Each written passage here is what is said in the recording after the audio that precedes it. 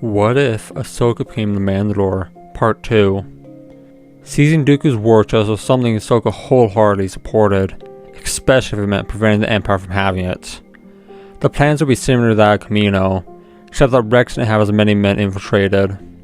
He had been planning for Kamino since he had started freeing his brothers, but even the Empire had yet to fully initiate an operation to confiscate Dooku's assets. Instead, there were clones on Sereno guarding Castle Sereno, where most of the assets were stored. Rex had a few troopers in this, which is how he knew about it, but that was it. So, to even the odds and protect his brothers, he would need Ahsoka to create a distraction. When they finished preparations, they departed and navigated their way to Sereno in a vendor at the head of a fleet of acclimators, successfully taking shuttles to the surface without raising an alarm. Ahsoka left Rex to do what he needed to do, while she went to create a distraction. This part of the plan was simple. From prior experience, the moment the clones saw Force User, they attacked. So she simply approached Castle Sereno, lightsabers ignited. The whole place seemed swarming with clones, all firing at her, and she led them into the forest. It was harder than she thought. Not actually fighting the clones, but the memories it triggered.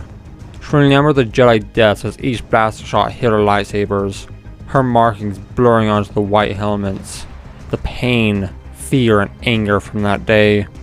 Ahsoka, thankfully, didn't have to evade them for long as, part of the plan, there were troopers hidden in the forest, stunning the clones that were chasing her.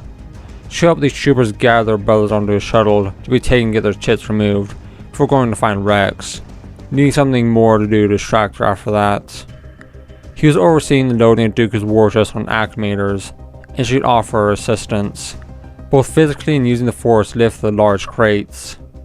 She threw herself into the work, not allowing her thoughts from wandering. The sight of all the credits and valuables filled Ahsoka with awe, but also anger. Though she didn't have a good grasp on money, she knew that this would provide for Mando for several years, but it was probably at the cost of several hundred worlds that Count Dooku had sacked. The operation took several days, during which they had to constantly send false communication to Coruscant to prevent suspicion from being raised. They couldn't do anything to hide the traffic coming and going from the planet, all the acclimators and vendors ferrying everything to Mandalore before coming back. So they just had to hope that it wouldn't be noticed. When all said and done, they took the rest back to Mandalore in a single trip with all the clones, leaving nothing. However, instead of storing everything in Mandalore, Ahsoka had ordered the war chest to be dropped off on Concordia, one of Mandalore's 2 moons. There's so much trust about her and the clones amongst the general Mandalorian population, and the surface was also mostly inhospitable.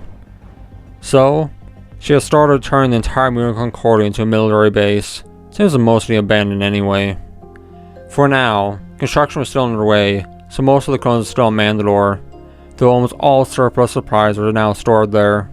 So far, everything is flowing smooth at the end. Whether it be good or bad, the Empire made no attempt to threaten Mandalore itself, so it found it hard to believe that they didn't know Mandalore was involved, but perhaps it was a possibility. She knew that it was best to buy as much time as possible for Mandalore to recover, but, especially after this mission, revenge was at the forefront of her mind. Before Ahsoka knew it though, a year had nearly passed in what seemed like a blink of an eye. During this, she had focused solely on the Mandalore system, building it up and strengthening it. The galaxy had remained mostly peaceful in that time, the only conflicts being the eradication of the remnants of the Separatist holdouts and their droid armies. However, a large wave of clone deserters had come flooding in, and it didn't take long to learn why. An individual by the name of Admiral Rampart had put forth a bill to replace the clones, and to ensure that it was passed, he had ordered the destruction of Poca City. This was the final straw for the clones whose morale had already reached an all-time low. They could handle discrimination and being sacrificed, as long as they got to serve and remain in the military. It was all they knew, and they wanted to fight. However, with the Imperial Defense Recruitment Bill put forth by Admiral Rampart, there was no longer a place for them in the military.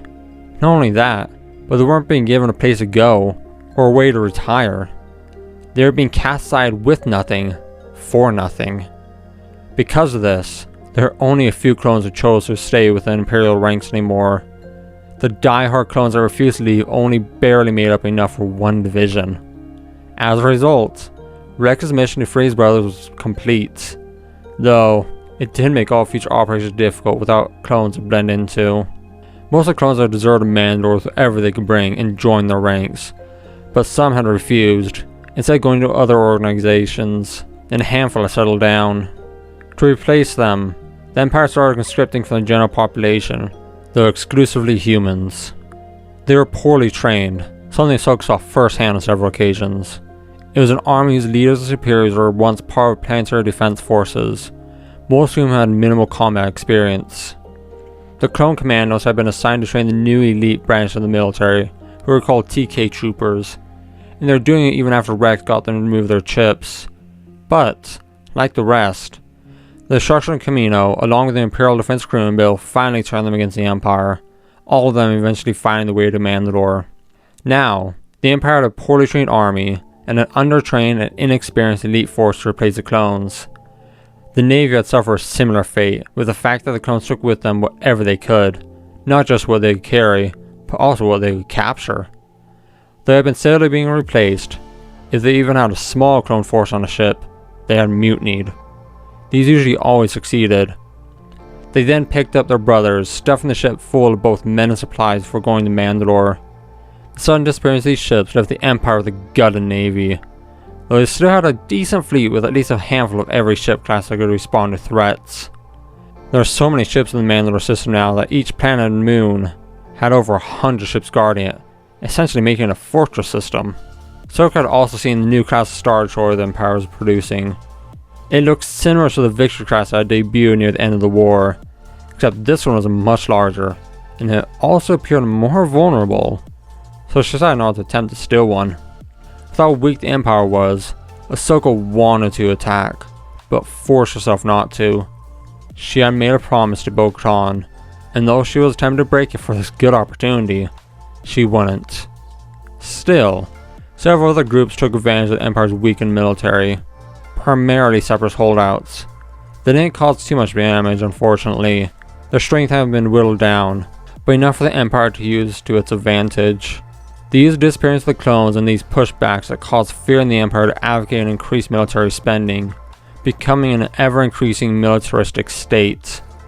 As all this had been happening, Ahsoka had become closer to Bo-Katan, this being the main reason she didn't want to break her promise. Through all their lessons together, they got to know each other, and Ahsoka also became familiar with everything about Mandalore, from their history, language, code, and fighting styles. Mandalore itself had mostly rebuilt and healed, and people had finally gotten comfortable with the clones after they had brought back Dooku's war chest. Their daily life now better than before, as well as their safety guaranteed with the clones. Ahsoka had advocated that Mandalorian recruits join the Mandalorian ranks. She would also insist that they teach the clones how to fight like Mandalorians, a move that was at first frowned upon, but then accepted as Mandalorian warriors saw the skill and potential the clones had. Since all she could do was wait and prepare, Ahsoka focused on building up Mandalore and the 8 other planets and the many moons that are part of the system. Though she put effort into economic growth, Ahsoka focused on the military build-up. From her experience and knowing that they would be facing most of the galaxy, Ahsoka knew that they not only shouldn't but couldn't focus on quantity. The clones during the war showed the best results when they were a quick and mobile force that engaged the vast root arms where they were weakest. This is how she modeled the new Mandalorian military, turning into a fast, aggressive, and mobile force. Over time, for some reason, several Jedi survivors managed to find their way to Mandalore as well, though sadly all of them were Padawans or younger so far. Ahsoka welcomed them anyway, giving them refuge, glad there are at least a few survivors. Their fear and mistrust of the clones caused some issues, but Ahsoka's stance was still with the clones. They were her brothers. Those Padawans that didn't want to be near them were sent to one of the other worlds in the Mandalore system, if they didn't leave altogether. Though, with her help and explanation, a lot of them came to at least tolerate the clones, if they didn't outright forgive them. When she had time, Ahsoka often went to meet and talk with Cody and Wolf, along with several other troopers, including Appo. Cody and Wolf told her of Obi-Wan and Plo Koon's final moments, while several other troopers shared the deaths of their Jedi generals, or the worst moments when they were under the control of the chips. They sought comfort and peace from each other for what they were forced to do, and Ahsoka was comforted learning that most of the slain Jedi at least died quickly. Appo's story, however, talked about the horror story in the Jedi Temple. He told her they were led by a fallen Jedi and had met several more fallen Jedi in the temple, but for some reason, they weren't compelled to kill them. However, none of the 5 first there could remember their faces either. The thought that the Jedi had been betrayed by members within the Order made Ahsoka realize just how far the Jedi had fallen. Revenge was still on her mind, and these fallen Jedi seemed to be a good place to start. She had heard rumors of a new unit of enforcers being created to hunt the surviving Jedi, one made up of Force-sensitive individuals, and that they are led by a man called the Grand Inquisitor. There was also word that there was a man who was Emperor's enforcer, who was also Force-sensitive, Darth Vader. Apple continued, saying the last time he had heard of Anakin, he had gone after the Jedi task force sent to arrest Chancellor Palpatine. Perhaps this was a clue to how to find Darth Sidious. Ahsoka began to regularly leave Mandalore to go investigate and possibly confront these individuals that are called Inquisitors. She was confident in a fight against them if one ensued. Anakin had been one of the best, and she doubted any better than Anakin had fallen. This only left people below Anakin in terms of skill, and he had been her master, so there was no worry. Ahsoka didn't take the darksaber with her when she did this, not wanting to implicate Mandalore if confrontation did happen. Though it could speed up her revenge if she did so, she felt that broke her problems in a way. While she was out, she came into contact with many people in the centers that are also preparing a resistance against the Empire. Bail Organa, Ryu Chuchi, Mon Mothma, and many other senators, as well as the people of Mon Calamari, the Twi'leks of Ryloth, and many others. She was saddened when Bail Organa told her that Padme had died, but was also slightly relieved. It would have been a horror for her to witness this empire. It was also a blessing that hers and Anakin's deaths were so close to each other, and that they were together now in death. Bearing their deaths within her, Ahsoka made ties with many of the people she met, and many agreed to help her. They also told her what they knew about this new empire, and especially the new Emperor and his enforcers. Ahsoka was able to encounter the first Inquisitor though by chance, when a youngling Jedi sought refuge on Mandalore. They were following them, but they definitely weren't expecting much resistance. The Inquisitor shuttle jumped right into the middle of the fleeing orbit, where it was subsequently fired upon before they were forced to crash down on the surface. Upon hearing the news, Ahsoka borrowed a Fang fighter and went out to search for them. When she found them, they had gone a considerable distance from their crashed ship. It seemed like they were trying to find a place to hide, likely because Ahsoka had ordered the communications to be blocked, preventing them from calling for help. The Inquisitor wore an all-black uniform, though none of them appeared to be armored. They had a helmet but no mask covering their face, showing her that they were a man from a race she did not recognize. When he saw her, he ignited an unusual-looking double-bladed lightsaber and rushed at her. Ahsoka ignited her lightsabers, easily blocking him before knocking to the ground, leaving him gasping before she quickly knocked him out. He was incredibly undertrained and undisciplined, and Ahsoka found it hard to believe that he had once been a Jedi. An LAAT landed nearby, and Rex, leading a squad of clones, were soon by her side. After surveying her work, Rex quickly searched the body, handing Ahsoka the unique lightsaber before unclipping their belt, having the troopers restrain load onto an LAAT. Further rummaging their belt, Rex soon handed her a communication device, saying that perhaps it could be useful in the future. Ahsoka pocketed it before going back to her ship, and met them on Concordia. The moon's transformation to a military base was mostly complete. It had massive landing pads that even vendors could land in to be serviced, and extensive storage facilities as well as mostly automated factories building equipment. There was also an entire complex where the Kaminoans live and do their research, and barracks that house all the clones with room to spare. The Inquisitor was placed in a makeshift cell in an old mine shaft, where he was securely restrained before they forcibly woke him up. Questioning him took hours, but he was thankfully mostly cooperative after a while. He spoke with several dozen others like him, all ranging in skill but all trained and tested. The strongest and only survivors of the batch. He told them of the leader, a former Jedi Temple guard, and of Darth Vader, who only answered Emperor Palpatine. He knew little about the inner workings of the Empire, or anything else, because all the Inquisitors were separated from everything that wasn't their mission, to hunt down Force sensitives. A good thing for Ahsoka, though, was that he told them that the communication device had a distress mode that activated a beacon and called fellow Inquisitors for backup. Leaving immediately, Ahsoka wrapped things up in Mandalore, then prepared to set out to use the communication device. She had planned on going alone, but Rex insisted on coming with a squad of clones. So to keep her promise, they took a shuttle to Halmad, a planet the Inquisitor claimed they had been at before coming to Mandalore. They found a suitable, uninhabited, hilly area and hid the shuttle, setting up a temporary campsite at a tunnel. As soon as they were ready, Ahsoka activated the stress mode of the communication device and placed it in a cave below their position. It only took a day before a shuttle flew over a few times before landing on the only flat surface a distance away. Out walked 3 black shapes that made their way up the hill towards the device. Ahsoka was hiding a presence and herself nearby, while the clones were higher up the mountain in prepared firing positions, just in case. Once the Inquisitors were close enough, Ahsoka shot herself and ignited her lightsabers. They promptly ignited theirs, but unlike the other one, these ones approached her slowly, moving to surround her. Ahsoka let them, still confident against them and emboldened that they saw her as a threat. She waited for them to attack first, but when they did, she didn't hold back. She threw one force for attacking another. They were decent, they would at least block a few of her strikes, but they quickly caved and Ahsoka threw them into a boulder. She turned in time to block the third's desperately ferocious attack, but it left them open. She kicked their knee, making them buckle, then proceeded to knock them flat on their back. She looked around for the one she had thrown, only to find that Rex and the other clones had joined her, and already stunned and subdued them. They did the same to the other 2 before carrying them all back to their shuttle.